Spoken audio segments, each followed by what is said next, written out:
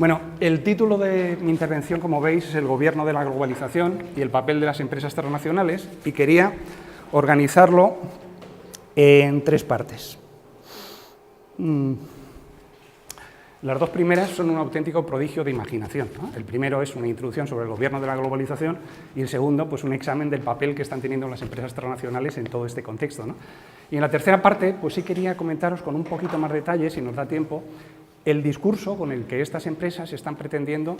justificar y legitimar la posición que están asumiendo en el contexto de la globalización, ¿eh? Así que, si os parece, pues empezamos por lo primero, como Dios manda. Por el gobierno de la globalización, y en este sentido yo quería comenzar, recordándoos algo con lo que seguramente pues, pienso yo que estáis de acuerdo, ¿no? Y es que el proceso de globalización no es un proceso, totalmente anárquico y descontrolado, como podría parecer desde algún punto de vista, sino que es un proceso que obedece a objetivos e intereses muy concretos que de hecho están conduciendo a este proceso en una dirección muy determinada también, ¿no?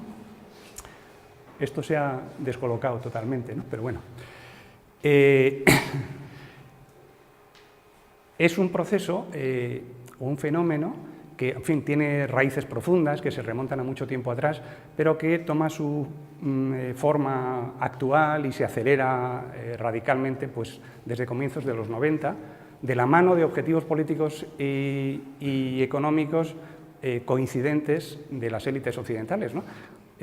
Élites occidentales que en ese momento están queriendo conseguir unos objetivos para los que la globalización es un instrumento básico, ¿no? Es un proceso, por otra parte, que se ve facilitado por circunstancias políticas y tecnológicas muy concretas,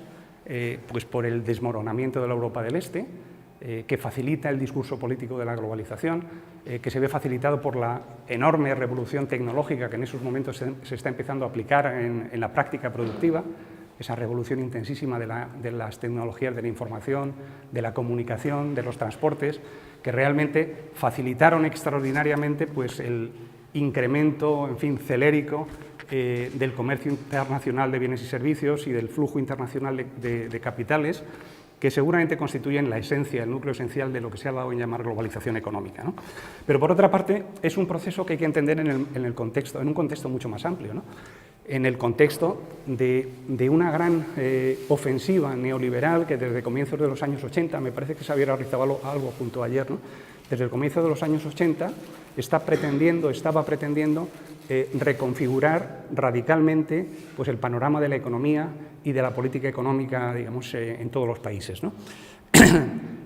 Tratando de desarrollar unas estrategias de profundización en procesos de privatización, de desregulación, de liberalización, para los que el fenómeno de la globalización realmente constituyó un objetivo, un instrumento absolutamente básico, ¿no? Un instrumento, por otra parte, como indico ahí, que permitió también dar un salto cualitativo en el nivel de mercantilización de la sociedad y, en ese sentido, un salto cualitativo, digamos, en el nicho de mercado potencial para el gran capital, para la gran empresa, ¿no? En este sentido, como os digo, pues no es un proceso totalmente descontrolado, ni mucho menos, sino, y en este sentido, pues ya desde hace mucho tiempo se vienen produciendo pues, muchos intentos de control, de regulación, de gobierno de todo este proceso, ¿no? Lo que sucede es que son formas de gobierno, formas de regulación muy diferentes a las características de los Estados nacionales, ¿no? Cuando se habla de gobierno de la globalización, no estamos hablando de un gobierno formalizado, establecido, institucionalizado, ¿no? Como en un Estado nacional, sino más bien de un proceso difícil, enmarañado, todavía en construcción, que se canaliza pues, por multitud de instrumentos, mecanismos, organismos, instituciones, ¿no? En el que están participando muchos agentes, los grandes organismos públicos internacionales, pero también muchas plataformas y organismos privados, como luego veremos. Están participando los grandes estados nacionales al menos, las grandes empresas, pero también organizaciones sindicales, organizaciones sociales y quizás otro tipo de entidades también, ¿no? Un conjunto de agentes que conforman, como os digo, pues, una red de control pues muy compleja, muy poco coordinada, a veces contradictoria, que conforma más que un gobierno establecido, lo que algunos autores han denominado un proceso de gobernanza porque prefieren esa expresión para caracterizar a este tipo de formas de pseudo-gobierno poco formalizadas. Una gobernanza, además, como también muchos autores han señalado, multipolar o policéntrica, es decir, que no está encabezada por un único agente gobernante claramente aceptado por todas las partes, y una gobernanza, además, y sobre todo quería insistir en esto, en buena medida conflictiva, porque, como os decía, están participando muchos agentes que están interviniendo pues, para tratar de orientar este proceso de acuerdo con sus intereses, es decir, que están compitiendo en el marco de la globalización para recabar cuotas de poder, ¿no? Son agentes, además, entre los que existe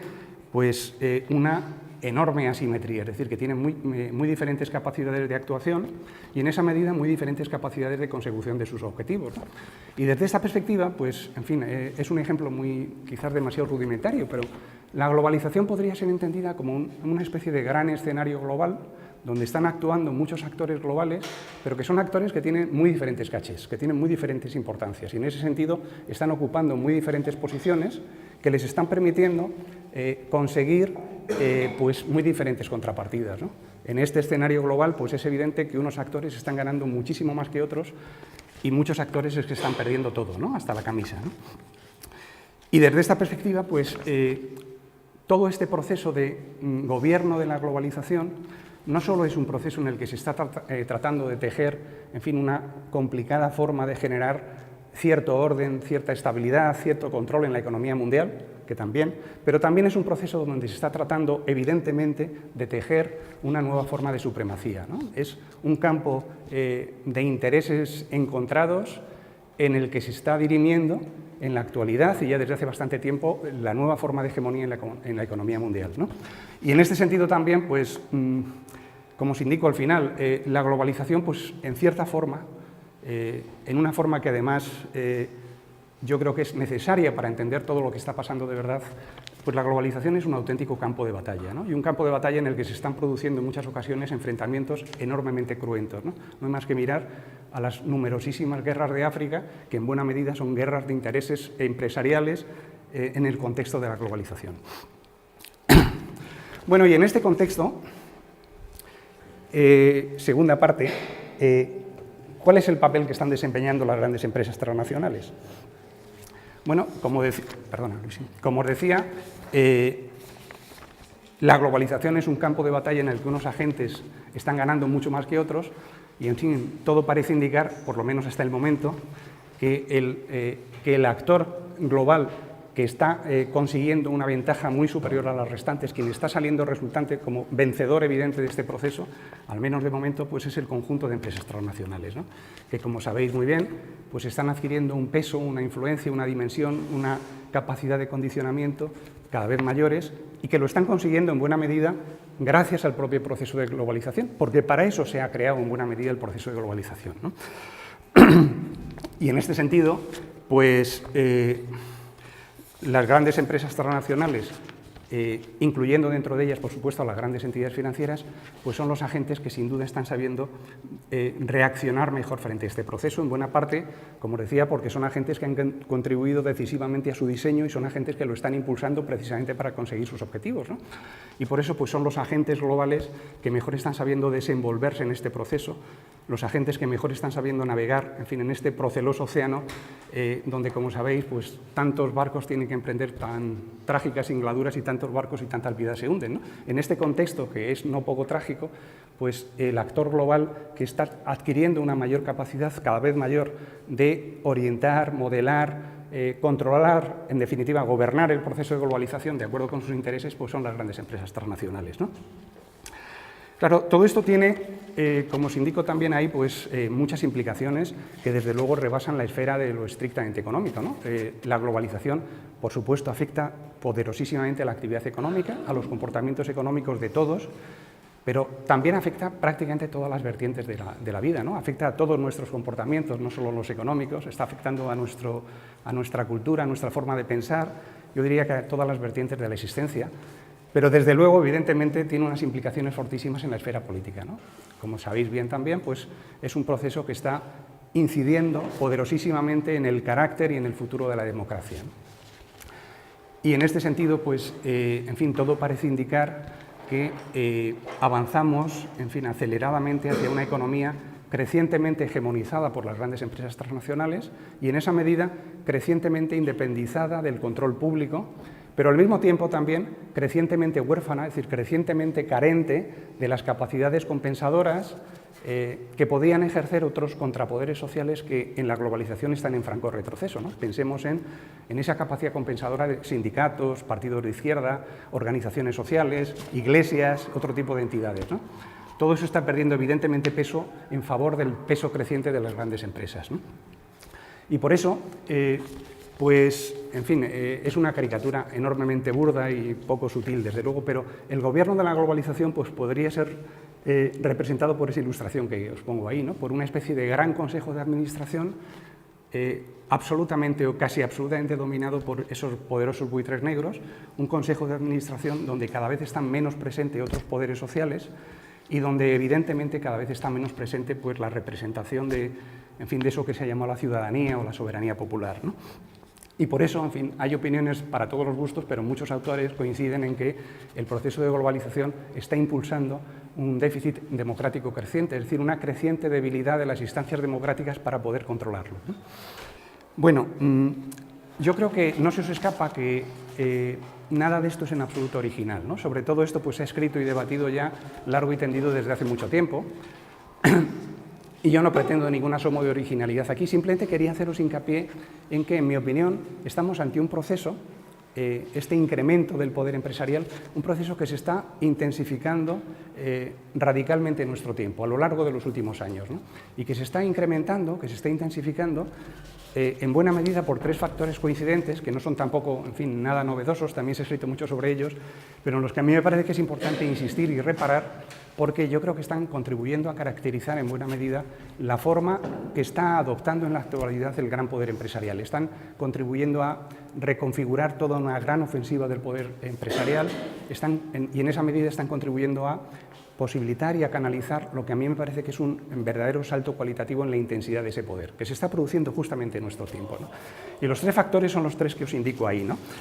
Sobre los que a mí me parece que merece la pena detenerse un poquitín, aunque sea muy rápidamente, ¿no? El primero es algo ya muy conocido, ¿no? Y es la creciente absorción del poder político por el gran poder empresarial, ¿no? Lo que estamos viviendo ya desde hace unas cuantas décadas no solo es, en fin, un casi imparable aumento del poder empresarial, sino de un proceso de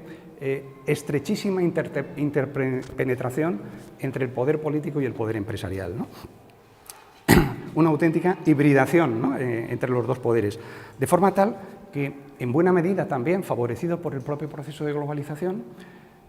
pues el poder político es que está perdiendo cada vez más su identidad propia, su soberanía, su autonomía. Y esto es algo que se está produciendo en el marco de otro proceso paralelo con el que tiene una estrecha relación, y es la consolidación creciente de regímenes políticos que son radicalmente desreguladores frente a la actividad empresarial, pero que al mismo tiempo son enormemente activos en todo aquello que se necesita para potenciar el beneficio empresarial, enormemente activos en todo aquello que se necesita para despejar el camino de la actividad de las grandes empresas. Por eso, y luego es algo que si tenemos tiempo me gustaría insistir, ¿no? Y sobre lo que podemos charlar. Cuando hablamos de desregulación, pues hay que tener en cuenta que es un fenómeno en buena medida paradójico. No es cierto que el Estado esté dejando de intervenir en la economía, ni mucho menos. Está dejando de intervenir en determinadas facetas, pero está interviniendo poderosísimamente en otras facetas que son las que se necesitan para potenciar la competitividad de las grandes empresas nacionales, que son las que se necesitan para potenciar el beneficio de las grandes empresas, ¿no? Bueno, y es verdad que todo esto no es un fenómeno absoluto. Ayer me parece que Xavier Arrizabalaga comentaba algo que tiene algo que ver con esto. Para que el gran poder empresarial fuese un poder absoluto, pues se tendrían que, en fin, llegar a su culminación todos esos procesos que intuyó más de centralización y concentración del capital. En la actualidad es algo que todavía está lejano, ¿no? Es decir, no es un poder absoluto por su propia naturaleza, es un poder muy fragmentado, es un poder que está formado por entidades que compiten ferozmente entre sí. Las grandes empresas, sea cual sea el sector en el que trabajan, están compitiendo ferozmente entre sí. Xavier ayer decía que el gran conflicto del capitalismo no solo es un conflicto entre capital y trabajo, es un conflicto también inherente al sistema entre las propias empresas. Y por eso no se puede decir que sea un poder absoluto, por su propia fragmentación. Pero, en fin, y por otra parte, pues, en este sentido, a veces se exagera pues esta omnipotencia de las grandes empresas, hombre, que tienen algunos límites a su actuación. Se exagera también a veces cuando se piensa, como os decía antes, que los Estados nacionales están perdiendo todo margen de maniobra, conservan un margen de maniobra considerable, y si no lo utilizan en parte es por su propia ideología, ¿no? Y sobre todo los grandes Estados. No han perdido todo margen de maniobra y tenemos que mantener la esperanza de que puedan hacer algo más, bastante más de lo que están haciendo, ¿no? Pero es verdad que son muchísimos ya los indicios de esta tendencia que os comentaba, ¿no? De esta creciente interpenetración entre los dos poderes en el marco de una progresiva hegemonía del gran poder empresarial, ¿no? De forma tal que pues cada vez es más ficticia, y en fin, ya muchos autores también lo han señalado, la presunta diferenciación entre los dos poderes, ¿no? Es que en la realidad el poder corporativo está invadiendo, fagocitando, engullendo al poder empresarial. Ya no se limita a condicionarlo, ¿no? Es que cada vez más es parte indiferenciable de este poder, es decir, hasta el punto de que también muchos autores dicen que estamos a las puertas casi de un único poder político-económico en cuya cúspide están las grandes empresas, ¿no? Es lo que un autor, un politólogo muy citado, se llama Sheldon Walling, llama el fenómeno del totalitarismo invertido, que él explica de forma muy enrevesada, pero yo creo que quiere decir que estamos en una situación tal en la que las grandes empresas transnacionales se han decidido ya a despojarse de su ropaje, ¿no?, como poder exclusivamente económico, para asumir un protagonismo cada vez mayor, cada vez más desacomplejado en la escena política. Lo que pasa es que lo siguen haciendo a través de la intermediación del poder político, pero de un poder político cada vez más a su servicio, cada vez más vicario, cada vez más subordinado a las grandes empresas, ¿no? Que es un fenómeno de auténtica colonización casi en sentido biológico, ¿no?, de un cuerpo que invade y que penetra en otro cuerpo, ¿no? Y que es un fenómeno que no se limita al ámbito nacional y que se puede ver reflejado también en los principales organismos internacionales, ¿no?, donde muchas veces las agendas prioritarias que se plantean pues responden a veces muy fielmente a los intereses estratégicos de las grandes empresas, ¿no? Y esto pues seguramente es algo que también está sucediendo en la Unión Europea, ¿no? Bueno, ese es el primer factor que os quería comentar, que está detrás de este incremento actual del poder empresarial. El segundo consiste en la creciente participación de las grandes empresas transnacionales en toda una larga serie de foros globales, es decir, de iniciativas, acuerdos, plataformas, que se llaman multiactores, multiagentes, multipartes, multi-stakeholders, es una expresión muy utilizada, y que son iniciativas que se remontan bastante atrás en el siglo pasado, pero que toman su forma actual y se empiezan a plantear cada vez con más importancia y cada vez con más frecuencia, yo diría que a final de la década de los 90, ¿no? Y que se empiezan a convocar en buena parte para algo que resulta muy razonable, ¿no? Y es para tratar de enfrentarse a los grandes problemas globales concretos, pues el subdesarrollo o el desarrollo, el agua, el medio ambiente, el cambio climático, los recursos energéticos, todo el proceso de definición de la Agenda 2030, de Desarrollo 2030 y los Objetivos de Desarrollo Sostenible son un ejemplo perfectamente característico de este tipo de iniciativas multiagentes, ¿no?, en el que participan muchas entidades y particularmente las grandes empresas, ¿no? Y que son iniciativas, como digo, que se convocan para algo razonable, tratar de enfrentarse a estos problemas globales cuya gravedad, cuya complejidad, cuya transversalidad, pues parece que efectivamente requiere la participación de todas las partes afectadas, para que con sus diferentes perspectivas pues traten de llegar a un acuerdo sobre las soluciones más adecuadas, ¿no? Para que lleguen a soluciones consensuadas, a soluciones negociadas, a actitudes compartidas. Y en este sentido, pues para cada una de estas, digamos, agendas, para cada una de estas plataformas multiactores, pues se convocan a los organismos internacionales que resultan más afectados. Pues si ese es un problema de la alimentación, seguro que participará la FAO, y en fin, se convoca también a los estados más afectados, y siempre son los grandes estados nacionales, se convocan a las grandes empresas más afectadas, pero también a organizaciones sindicales, organizaciones sociales que trabajan en ese campo, incluso a entidades de investigación que son expertas en ese campo, ¿no? En ese sentido, son iniciativas que las grandes empresas están sabiendo valorar cada vez más como absolutamente esenciales para la promoción de sus intereses, de sus estrategias, de sus agendas en la escena global, ¿no? Y por eso están participando cada vez más y cada vez más activamente, ¿no?, hasta el punto que muchas empresas transnacionales pues consideran que este tipo de iniciativas constituyen el germen, el eje vertebral de toda una forma de gobernanza global que resulta extraordinariamente interesante para sus intereses, ¿no? Y como os digo, es algo en teoría muy razonable, ¿no? Porque es muy razonable tratar de buscar soluciones a los principales problemas de nuestro tiempo a través de la participación de todos los agentes que están más afectados, a través de la negociación, del acuerdo, del consenso. Eso es muy razonable, ¿no? El problema es que muchos observadores críticos ya lo están denunciando desde hace mucho tiempo, es que este tipo de iniciativas al final tienen una trampa considerable y plantean problemas considerables para los sectores mayoritarios de la sociedad, ¿no? Por muchas razones, pero fundamentalmente porque este tipo de iniciativas están en general muy desreguladas, es decir, tienen reglas escasas, difusas, diferentes en cada caso, que se plantean al margen de los protocolos de actuación para acuerdos internacionales establecidos en Naciones Unidas. Son iniciativas en las que hay poquísima transparencia, es difícil saber qué es lo que pasa, poca transparencia sobre todo, todos los procedimientos, sobre los mecanismos de decisión, sobre los sistemas de selección, por qué participan unos agentes y no otros, por qué unos tienen más protagonismo que otros, muy poca transparencia sobre las obligaciones que asume cada parte, muy poca transparencia sobre el sistema de seguimiento de los resultados, que muchas veces se pierden la noche de los tiempos y nadie ya se acuerda de qué es lo que se ha decidido, muy poca transparencia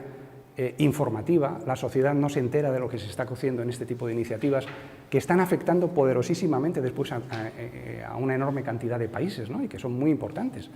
Muy poca transparencia sobre los recursos disponibles, que muchas veces son facilitados en gran parte por las propias empresas que participan,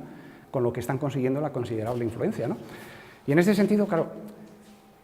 quienes mejor se desenvuelven en este tipo de procesos poco regulados, poco transparentes, oscuros, flexibles, pues siempre son sistemáticamente las grandes empresas, que se desenvuelven mucho mejor, en fin, que los estados nacionales y que los organismos internacionales con toda su burocracia, y mucho mejor que las organizaciones sociales y sindicales, ¿no? Y por eso están adquiriendo pues, un protagonismo probablemente excesivo, abrumadoramente superior al de organizaciones sociales y sindicales. Y por eso pues no es raro que este tipo de iniciativas sistemáticamente acaben teniendo un sesgo muy favorable para los intereses de las grandes empresas y acaben planteando el tipo de soluciones que resulta, qué casualidad, que son más compatibles con los intereses estratégicos de las empresas afectadas, ¿no? Y por eso tampoco es raro que, pese a su aparente razonabilidad, pues este tipo de iniciativas pues al final acaben debilitando todavía más el poder de los Estados nacionales y de los organismos internacionales y, como consecuencia, la capacidad de las instancias políticas y democráticas para tratar de controlar en alguna medida todo el proceso de globalización y para tratar de gobernar la economía global. Es decir, a través de este tipo de iniciativas se está potenciando también el poder de las grandes empresas en la economía global.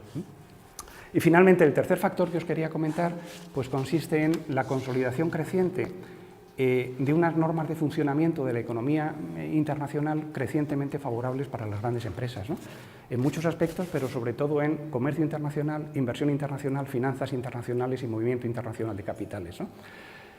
Es lo que algunos autores, con una expresión que desde luego ha hecho fortuna, han llamado la emergencia de una nueva lex mercatoria, es decir, la emergencia de una nueva normativa en la economía internacional que, canalizada por muchas vías, pero en la que tienen muchísima influencia, toda esta serie de, me imagino que habéis oído hablar de ellos, de los acuerdos internacionales, bilaterales y multilaterales de inversión y de comercio, y muy especialmente los llamados de segunda generación, sobre los que si queréis luego hablamos, pues al final todo esto está generando una nueva normativa que está posibilitando una firmeza jurídica absoluta, una fuerza legal absoluta para que se cumplan los derechos de las grandes empresas en su operativa exterior, muy especialmente en materia de inversión, y que luego es una normativa que, sin embargo, contempla con mucha más flexibilidad, voluntariedad, indulgencia, la exigencia del cumplimiento de sus obligaciones cuando operan en otros países y muy especialmente cuando operan en países de bajo nivel de desarrollo y sobre todo en tema de impactos sociales, ambientales y de derechos humanos. Ahí la exigencia es muy relajada y en general se remite pues, a la responsabilidad social voluntaria que asumen las grandes empresas, ¿no? Es más, es que es una normativa, como seguramente sabréis y habréis oído, que está permitiendo a las grandes empresas demandar legalmente a los estados nacionales que se permiten, en fin, el esotérico lujo de tratar de desarrollar legislaciones que consideran imprescindibles para sus países, pero que las grandes empresas consideran desfavorables para sus intereses, ¿no? Y que lo pueden hacer porque toda esta normativa se basa en unos principios como de seguridad jurídica, de respeto de las legítimas expectativas de inversión de las empresas, de no reversión de las normas, que permiten que las empresas, una vez que han decidido invertir, por ejemplo, en un país, pues consideren que todo cambio legal que no les resulta interesante es ilegal, y pueden demandar a los Estados, y pueden demandarlos además no ya ante tribunales normales, sino ante tribunales extraordinarios de arbitraje, que son tribunales formados por expertos del sector privado, presuntamente neutrales. Normalmente en los acuerdos bilaterales, de los que hay cientos firmados, la parte demandada aporta a un experto, la parte demandante aporta a otro, y el tercero lo acuerdan por mutuo consenso. Y en teoría deberían ser neutrales, pero resulta que son todos expertos que proceden de un universo muy determinado, de grandes despachos de abogados internacionales, en los que las grandes empresas tienen una inmensa influencia. Y con lo que no es nada raro pues, ver lo que está sucediendo, ¿no? Que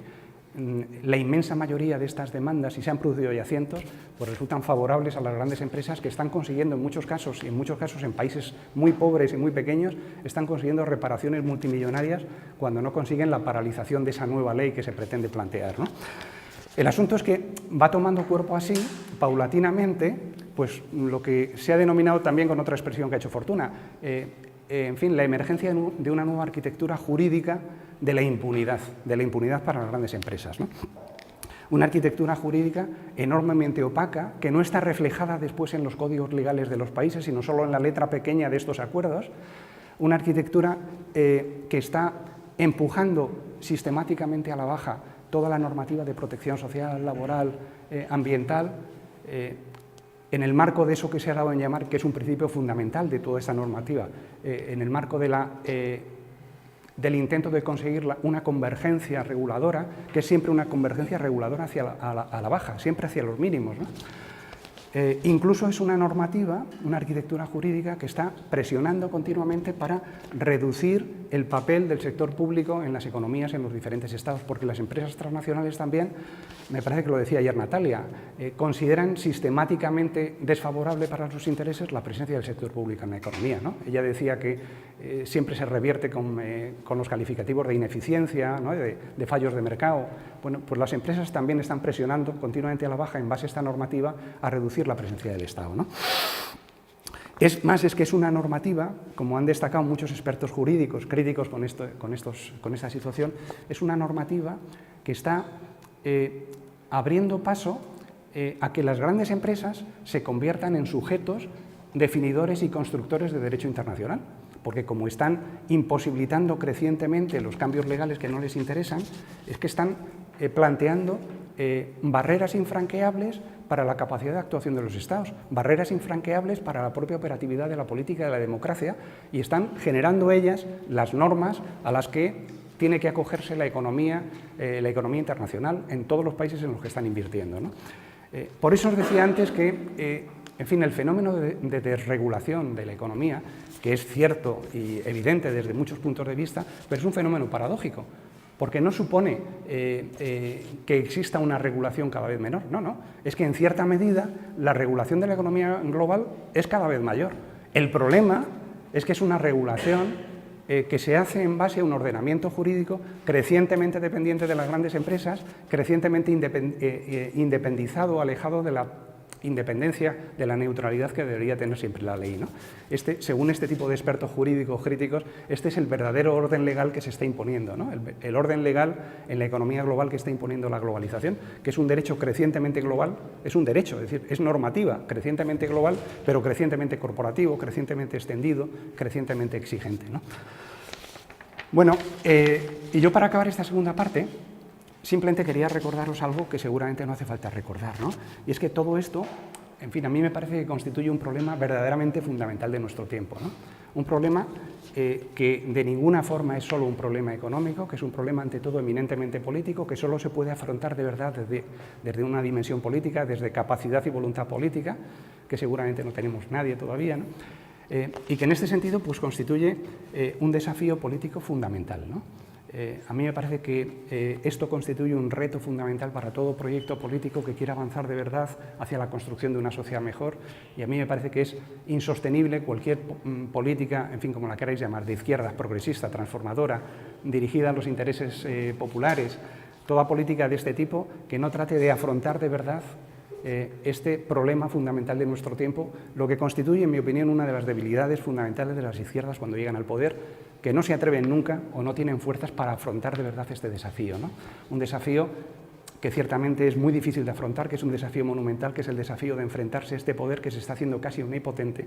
y que está poniendo en serio peligro, en muy serio peligro, el futuro de la democracia, y probablemente está poniendo en peligro muchas otras cosas más, como quizás el futuro del planeta y de la humanidad. Pero en fin, con esto yo quería pasar a la tercera parte de mi intervención, en la que, como os decía, quería reflexionar un poquito con vosotros en torno a el discurso con el que estas grandes empresas transnacionales están pretendiendo justificar y legitimar su posición crecientemente hegemónica en el orden global, ¿no? Y que es un discurso que, como ya apunto en la transparencia en el título, es un discurso que en buena parte se basa en una concepción determinada, insisto, en una concepción determinada de eso que se ha dado en llamar responsabilidad social corporativa o empresarial, ¿no? En una concepción determinada, porque en lo que sigue no trato de criticar la idea originaria de responsabilidad social empresarial, que a mí me parece, por otra parte, una idea útil y positiva, desde algunos puntos de vista, sino más bien la forma en la que la están asumiendo y aplicando y entendiendo las grandes empresas transnacionales y todo el coro de expertos que giran alrededor, ¿no? Fijaos que esta idea de responsabilidad social, que tiene también, orígenes muy variados, pero en la práctica social se empieza a consolidar pues, en los años 80 y se empieza a consolidar precisamente de la mano de organizaciones sociales que en ese momento están reaccionando y tratando de denunciar comportamientos verdaderamente terroríficos de grandes empresas transnacionales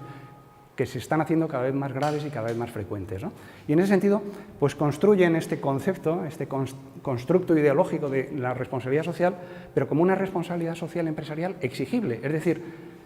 para exigir leyes que impidan este tipo de comportamientos negativos de las grandes empresas. Leyes en el ámbito nacional y leyes en aquellos momentos también en el ámbito internacional. Son los momentos en los que se está empezando a discutir una legislación interna, en el marco de Naciones Unidas, una legislación internacional para implantar normas de obligado cumplimiento para las grandes empresas, ¿no? Algo que desapareció por la influencia de las grandes empresas y que ahora muy tímidamente pues, se ha empezado, desde el año pasado se ha empezado otra vez a intentar, ¿no? En aquel momento es una batalla que las grandes empresas ganaron radicalmente, ¿no? Pues bien, las grandes empresas y toda la enorme industria que gira alrededor, la industria de asesores, consultores, verificadores, aseguradores, certificadores, expertos académicos, escuelas de negocios, medios de comunicación afines, ¿no? Que es una industria que ha crecido verdaderamente como un hongo nuclear, ¿no? Pues han conseguido, han realizado una maniobra de prestidigitación absolutamente extraordinaria. Es decir, es que han conseguido transformar esta idea inicialmente crítica en un instrumento al servicio de las grandes empresas, ¿no? Un instrumento no solo esencial para el lavado de cara, un instrumento cosmético para mejorar la imagen y la reputación, como habitualmente se dice y que es absolutamente cierto, sino un instrumento que tiene ambiciones mucho más amplias, ¿no? Esas ambiciones de precisamente facilitar el funcionamiento de las empresas en la economía global, facilitar su posición y su pretensión de convertirse en los centros verdaderamente reguladores de la economía global, fundamentar su pretensión de autorregulación, es decir, de escaparse de las regulaciones públicas, su pretensión, en definitiva, justificar su pretensión de convertirse en las entidades hegemónicas y legitimar la posición hegemónica que están adquiriendo en el funcionamiento de la economía global. ¿Sabéis lo que es la RSC? ¿Tenéis alguna idea? No miréis. ¿Alguien tiene alguna idea de lo que es la responsabilidad social corporativa? Para las grandes empresas, voy a utilizar la sigla para no repetir continuamente, la RSC, pues es simplemente la preocupación voluntaria, eminentemente voluntaria, no porque me obliguen, sino porque yo quiero como empresa, la preocupación voluntaria por, en definitiva, atender lo mejor posible, digamos, a todos los aspectos en los que incide mi actividad, medio ambiente, no sé qué, y a todos los grupos de interés con los que me relaciono. ¿Y cuáles son los grupos de interés? Os los pongo ahí, sabéis lo que son. Por una parte, todas aquellas personas, entidades, colectivos que participan muy activamente en la actividad de la empresa, accionistas, empleados, proveedores, clientes también. Por otra parte, todos aquellos agentes que, aunque no se vean afectados por la actividad de la empresa, sí pueden incidirla, a veces muy poderosamente, como los agentes reguladores, es un grupo de interés para la empresa, como todo ese conjunto muy amplio de que se puede llamar agentes creadores de opinión, analistas, agencias de calificación, agencias de rating, expertos académicos, gente que hace informes, medios de comunicación, es decir, todos los que contribuyen a generar análisis y opinión e información sobre la empresa, que es muy importante y que afecta a la empresa. Y finalmente también otros colectivos de los que a veces nos olvidamos y que tienen mucho que ver con lo que decías, ¿no? Que son todos aquellos colectivos que, aunque no influyan en la empresa o no puedan influir todo lo que quisieran, sin embargo sí se ven enormemente afectados por la actividad de la empresa. Muy especialmente las comunidades locales en las que hay grandes unidades productivas de la empresa que generan, como sabéis, grandes externalidades negativas, es decir, grandes impactos sociales y ambientales negativos que afectan enormemente a los grupos de interés y por los que las empresas no compensan, nunca, no pagan, ¿no? Y en esta medida, pues, frente a las muy grandes empresas transnacionales, pues grupo de interés afectado, colectivos afectados, pues somos todos, ¿no? El conjunto de la sociedad. Bueno, desde esa perspectiva, la RSC pues, es la preocupación voluntaria de las empresas por gestionar lo mejor posible todos los aspectos de su actividad, que es lo mismo que decir tratar de relacionarse lo mejor posible con todos sus grupos de interés, porque la sociedad es otro grupo de interés, procurando, en fin, no evitar, porque nunca evitan, pero bueno, sí, dentro de lo posible, mitigar todo lo posible los efectos negativos que les generan a todos esos grupos de interés. Y en contrapartida, dice la teoría, no olvidéis que estamos hablando en teoría, y en esta teoría del dicho al hecho hay un enorme trecho. Dice la teoría también que es tratar de generar las mayores ventajas para esos grupos de interés, tratar de generar el máximo valor compartido para esos grupos de interés. Eso es la RSC desde la perspectiva de las empresas. Es decir, la teoría que quieren las empresas, digamos, difundir. Que es, efectivamente, que es algo que no es puntual, no es dar un dinero puntual, que no es simplemente, luego insistiremos, no es simplemente ética, sino es convencerse de que tienen que cambiar sistemáticamente, estructuralmente, de forma de actuación. Es como caerse del caballo en el camino ¿no? Como San Pablo, ¿no? Darse cuenta de que tienen que cambiar de naturaleza. Bueno, desde esta perspectiva, insisto, hablamos en teoría, pues la RSC, desde luego, plantea una forma de gestión muy diferente, en teoría, a lo que podríamos llamar la gestión convencional, ¿no? Que, si queréis, de una forma muy caricaturesca, pero se caracteriza por tres elementos fundamentales, ¿no? Por una parte, porque en la empresa convencional, en la empresa normal, hay un grupo de interés absolutamente prioritario, que son, ¿quiénes? Los accionistas, los dueños, los propietarios, que son los que presuntamente crean la empresa, que tiene la misión de funcionar para ellos, ¿no? Ese es el grupo de interés. Y por lo tanto hay un objetivo absolutamente prioritario, que es el rendimiento para los accionistas, maximizar el beneficio para los accionistas. Bueno, pues resulta que ese principio de maximizar el beneficio, sobre todo en las empresas cotizadas, las cotizadas en bolsa, que son las más afectadas por los mercados financieros, las más vulnerables a la presión del mercado y que, por otra parte, constituyen la inmensa mayoría, en fin, casi absoluta de las grandes empresas transnacionales, pues sobre todo en las empresas cotizadas, ese principio de maximizar el beneficio para los accionistas genera inevitablemente una tensión fortísimamente cortoplacista, que se traslada a todos los ámbitos de actividad, porque el mercado exige que hay que maximizar el beneficio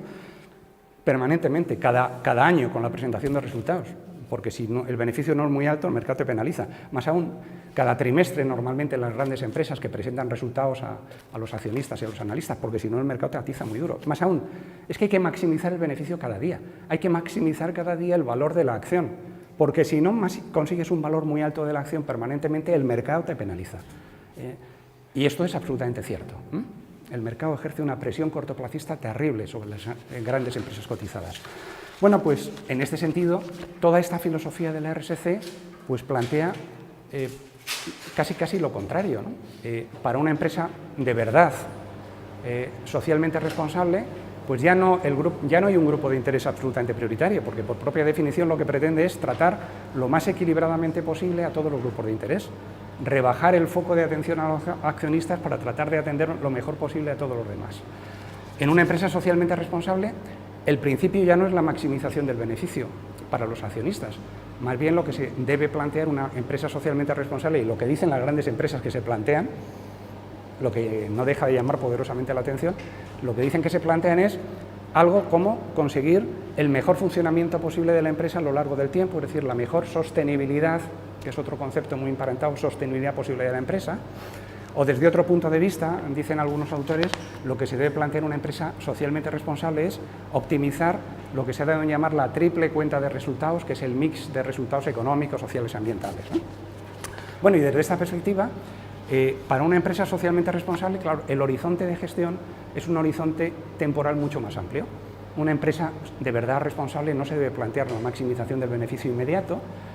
sino, pues como os decía, conseguir la óptima sostenibilidad de la empresa en el tiempo, es decir, si lo queréis decir con un lenguaje más económico,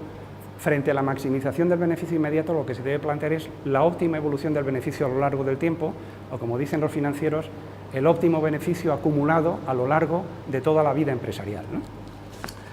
Claro, desde todos estos puntos de vista, insisto, al menos en teoría, pues una empresa que se guía por estos criterios de verdad, otra cosa es que existe alguna empresa que se guía, pero si se guiara por estos principios, pues estos principios conducen a una gestión, a una forma de gestión mucho más favorable para la sociedad y para los diferentes grupos de interés que la gestión convencional, ¿no? Pues bien, la clave del concepto que manejan las grandes empresas es que dicen que, además de ser más favorable para la sociedad, es que es muchísimo más favorable para la empresa, porque permite conseguir un mayor beneficio, un mayor valor a lo largo del tiempo, no de forma inmediata, pero sí paulatinamente, a medio y largo plazo. ¿Y por qué? Pues por un argumento muy sencillo en teoría, pero que es muy difícil de aplicar en la práctica, tanto que nadie lo aplica, yo creo, y que constituye además la hipótesis básica de esta concepción, la hipótesis básica de lo que se ha dado en llamar el business case de la RSC, es decir, de la argumentación económica de la RSC, que consiste en algo muy sencillo, como digo, es que, bueno, si existe una empresa de verdad responsable, es decir, una empresa que está atendiendo muy bien a todos sus grupos de interés, pues resulta que los grupos de interés, los accionistas, los empleados, los proveedores, se van a dar cuenta de que esa empresa les está tratando mejor que las empresas de la competencia y van a valorar positivamente ese mejor trato y van a reaccionar positivamente, van a desarrollar frente a la empresa actuaciones positivas para la empresa, que van a generar valor para la empresa. ¿Cómo? Pues los accionistas invertirán más y más establemente, los clientes comprarán más y más fielmente, los trabajadores trabajarán más y más comprometidamente, los proveedores van a trabajar de forma más cooperativa a largo plazo con la empresa, los reguladores van a tratar más benevolentemente a esta empresa, que es evidentemente favorable para la sociedad,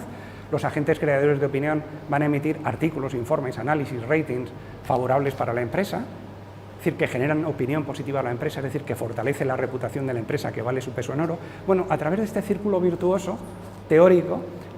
pues la empresa genera una mayor capacidad de generación de valor de forma sostenida a lo largo del tiempo, no de forma inmediata, pero sí paulatinamente, ¿no? Esta es una hipótesis que es muy razonable, lamentablemente es una hipótesis que yo creo que no se cumple en la realidad, o hasta el momento no se ha cumplido de una forma mínimamente sistemática, porque no se ha encontrado esa reacción positiva, inmediata, fuerte del mercado a los buenos comportamientos. Pero es una hipótesis razonable. Una hipótesis que se combina además con otra, en fin, que yo creo firmemente, ¿no? Que es que una empresa que sea de verdad responsable, que aplique de verdad criterios de responsabilidad en todas sus líneas de actuación, pues que va a ser una empresa que consiga una mejor calidad de gestión general, va a ser una empresa más eficiente, más innovadora, ¿no?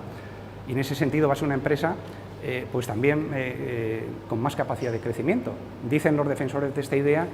que una empresa verdaderamente responsable, otra cosa es si la hay, una empresa verdaderamente responsable es una empresa realmente mejor en todas las acepciones del término, no solo mejor moralmente, éticamente, mejor socialmente, no solo eso, sino también mejor económicamente, una empresa más dinámica, más innovadora, más competitiva, más capaz de generar valor de forma sostenida a lo largo del tiempo.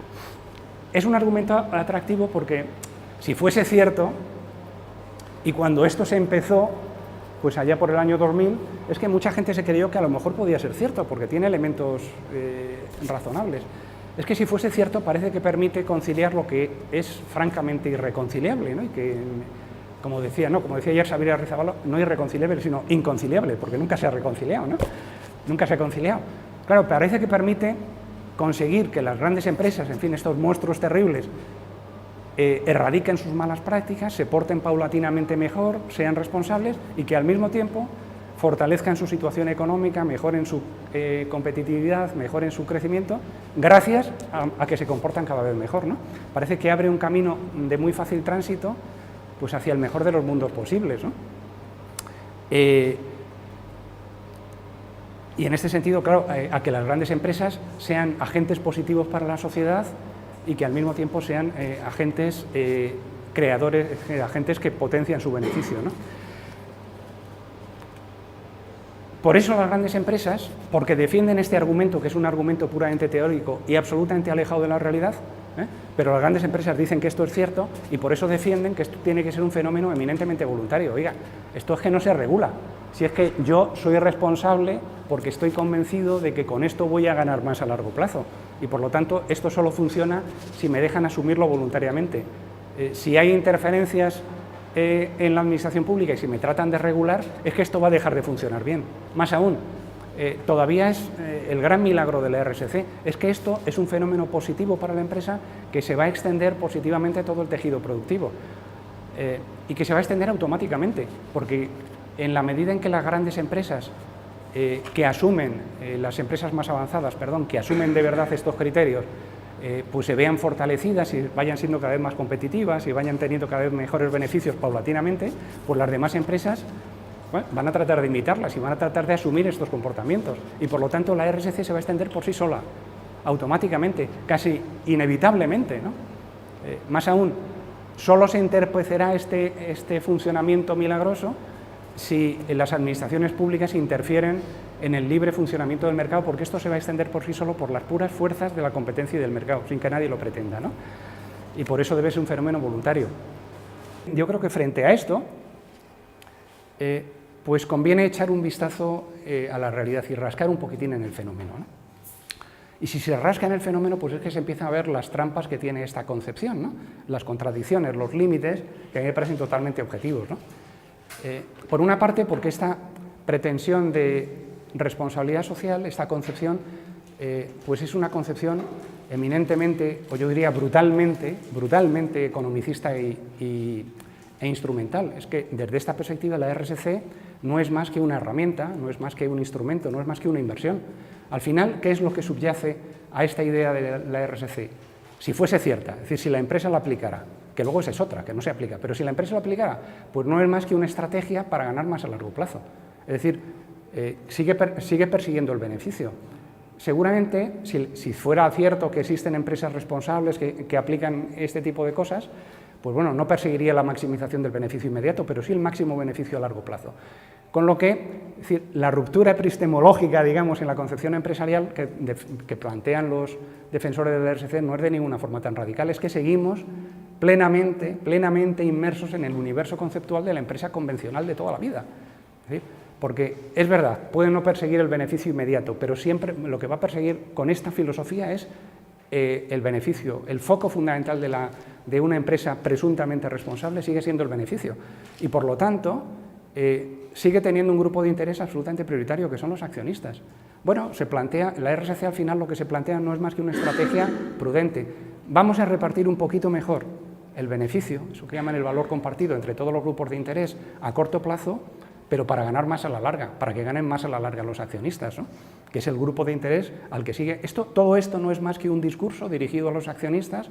para que tengan paciencia suficiente para que permitan perseguir el beneficio de una forma un poco más indirecta y más inteligente. Al final es eso, que ni siquiera se aplica, pero al final es eso. Y por lo tanto los demás grupos de interés, es decir, los trabajadores, los empleados, los clientes, es que siguen siendo plenamente instrumentales. Es verdad que una empresa responsable, es decir, una empresa inteligente, en teoría debe tratar de gestionar lo mejor posible las relaciones con los grupos de interés y debe evitar tratar de ganar oportunistamente un beneficio extraordinario con ellos, debe tratar de evitar explotarles, pero no por su valor intrínseco, no porque detrás de los grupos de interés, detrás de los trabajadores, detrás de los clientes, haya personas a las que, como decía Kant, nunca hay que tratar como medios y siempre como fines, no, ni mucho menos. Hay que tratarles lo mejor posible, pero porque son instrumentos, porque si no se les trata inteligentemente, esto al final, lo que demuestra la experiencia, es que genera problemas para el beneficio a largo plazo y problemas precisamente para ustedes, los accionistas. Por lo tanto, denme un poco de margen para tratar de forma más sutil a los diferentes grupos de interés. Ya os digo que esta es la teoría, que luego ni siquiera se aplica. Y en este sentido, claro, la decisión de asumir la RSC pues no es una decisión de ninguna forma objetiva ni se basa en un argumento objetivo, sigue siendo absolutamente subjetiva. La empresa, si es este el único argumento, la empresa estará absolutamente justificada para comportarse como siempre, para no asumir la RSC, si considera que, bueno, en función de las circunstancias tan problemáticas por las que atraviesa, y siempre la empresa atraviesa por circunstancias problemáticas, pues no ve nada claro que pueda cambiar de forma de comportamientos, ¿no? O para hacer algo que está absolutamente generalizado en todas las grandes empresas que se dicen comprometidas con la RSC, es para aplicarlas con esta especie de doble discurso de lenguaje esquizofrénico que es tan habitual, es decir, para aplicarlas solo en algunos aspectos donde, bueno, no es muy molesta, donde no genera problemas, pero desde luego no aplicarla en aquellos asuntos esenciales donde sí puede generar problemas, o para aplicarla en alguna medida en algunos países centrales, donde la regulación es más severa, donde hay una presión pública fuerte, donde hay una presión social, sindical, una presión del mercado porque hay mucha conciencia de los compradores, además. Bueno, y ahí se aplica un poco, pero no se aplica en aquellos otros países, en la periferia, donde esa presión no existe y donde, por lo tanto, puedo ganar mucho más si actúo como siempre, ¿no? Es decir, es muy curioso que veáis, por ejemplo, cómo funcionan las empresas suecas, noruegas, danesas, que suelen ser las líderes en responsabilidad social, ¿no? Cómo funcionan en sus países y cómo funcionan después cuando trabajan en África, o en Asia, o en América Latina, porque trabajan como todas las demás, ¿no? Porque están utilizando permanentemente, como todas, este doble discurso, ¿no? Es paradójico que en esta etapa de la edad de oro de la RSC, pues ni siquiera se hayan, en fin, mitigado las peores prácticas de las grandes empresas. Como sabéis, todos estos años pues han sido años en los que se ha hecho un uso y un abuso verdaderamente atroz de prácticas tan, en fin, dudosamente compatibles con la RSC como las que todos conocéis, los paraísos fiscales, la ingeniería fiscal, en fin, fraudes, corrupción, contabilidades creativas, productos claramente negativos para la sociedad, remuneración de escándalo para altos directivos, en fin, y un larguísimo etcétera que conocéis de sobra, ¿no? Y es paradójico también que en esta edad de oro de la RSC, y lo ha tenido que reconocer incluso Naciones Unidas, se reconoce en los principios rectores de derechos humanos, ¿no? Pues ni siquiera se hayan mitigado los impactos negativos sociales y ambientales que generan las grandes empresas, que no han hecho sino continuamente crecer en intensidad, en frecuencia y en gravedad, ¿no? Claro, es que esto es la paradoja terrible, ¿no? Que son fenómenos y prácticas que no es que sean muy graves, es que se han realizado con más intensidad, con más gravedad, con más generalización que nunca en la historia del capitalismo moderno, ¿no? Y para más INRI son prácticas que muchas grandes empresas están realizando con una mano, ¿no? Mientras que con la otra pues están enarbolando inocentemente, en fin, el emblema virginal y blanco de la RSC, ¿no? Es que esta es la contradicción verdaderamente insoportable, que del dicho al hecho no es que haya mucho trecho, es que hay una contradicción feroz, ¿no? Que es una contradicción que, por otra parte, como sabéis, se ha evidenciado absolutamente con la crisis de la que no acabamos de salir, que ha sido provocada en buena parte por grandes empresas, no solo del sector financiero, en fin, que estaban en muchos casos espléndidamente calificadas en todo tipo de rankings y ratings y índices de sostenibilidad, de responsabilidad social, de reputación e incluso de ética, y que sin embargo estaban desarrollando estrategias de negocio tan terribles como las que condujeron a la crisis, ¿no? Bueno, al final, precisamente es esta contradicción la que está llevando, pues, en fin, a muchos observadores independientes. Ya os digo que hay opiniones para todos los gustos y hay mucha gente que sigue pensando que esto es muy positivo y que es real. Pero muchos observadores independientes, muchas organizaciones sociales, ¿no? Nosotros en Economistas Sin Fronteras pues, seguimos con cierta atención este tipo de cuestiones. Muchas plataformas están llegando a la conclusión, en fin, están llegando precisamente por todos estos a una decepción generalizada, a un escepticismo generalizado, a un descrédito de esta filosofía, ¿no? Y en este sentido, pues cada vez abundan más, incluso las publicaciones, en fin, académicas, que dicen que esto, en el fondo, ha sido un fracaso rotundo, ¿no? Claro, hay otro tipo de críticos más radicales y seguramente más sutiles, y a los que yo creo que no les falta razón, que consideran que no ha sido un fracaso rotundo, ¿no? Que es una estrategia que a las empresas, bueno, no es perfecta, no ha sido redonda, desde luego, porque tiene muchos fallos, pero en la que las empresas están consiguiendo en buena medida sus objetivos, ¿no? Que es una estrategia consciente, planificada, sofisticada, precisamente para, en fin, mitigar las resistencias sociales que esos comportamientos terribles que se ven en la práctica pueden generar en la sociedad, ¿no? Es que es una estrategia para esto, ¿no? En ese sentido, una más de esas ficciones útiles, como decía un escritor, se saca de cuando en cuando el gran capitalismo de la chistera, ¿no? para conseguir objetivos como vender más, convencer mejor, dulcificar la imagen, mitigar resistencias sociales, ¿no? Un discurso plenamente ideológico, plenamente legitimatorio, en gran medida un discurso muy manipulatorio, ¿no? Y seguramente, pues como os digo al final, una retórica puramente gatopardiana, ¿no? ¿Recordáis lo del gato pardo? Eso de que todo tiene que cambiar para que todo siga igual, pues algo así se podría decir, ¿no? de esto, ¿no? Que la RSC ha generado multitud de cambios superficiales en las empresas, pero para que lo verdaderamente importante, en el fondo, pues sigue igual que siempre, y como os decía antes, si no es igual que siempre, de una forma muy parecida como siempre ha funcionado. En definitiva, un discurso muy funcional, no solo para el lavado de imagen, para la reputación, para un discurso cosmético, sino un discurso muy funcional para todo lo que os decía al principio, ¿no? Para facilitar esa capacidad de actuación de las empresas en el orden global, esas pretensiones de convertirse en los centros reguladores de la economía global, para justificar y legitimar, en definitiva, su hegemonía creciente en la economía global, ¿no?